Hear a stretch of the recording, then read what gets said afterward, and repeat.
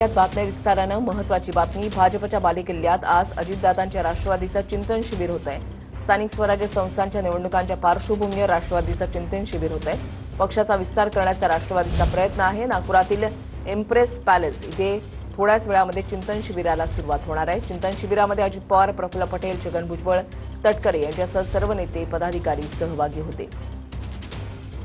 गजानन उमाटे आमचे प्रतिनिधी या संदर्भातली अधिक माहिती देतील। गजानन, चिंतन शिबिरासाठी कशा पद्धतीने तयारी करण्यात आली आहे?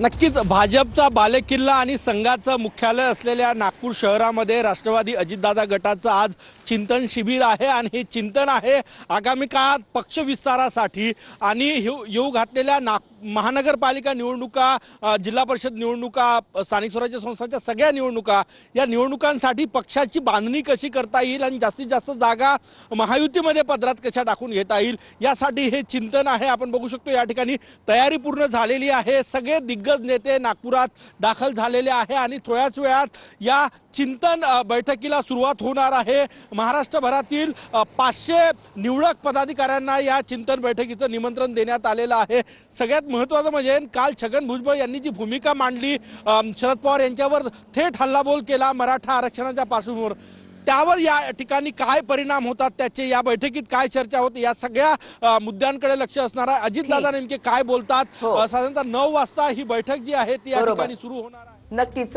धन्यवाद गजानन दिलेल्या सविस्तर माहितीसाठी। अपडेट सातत्याने तुमच्याकडून जाणून घेणार।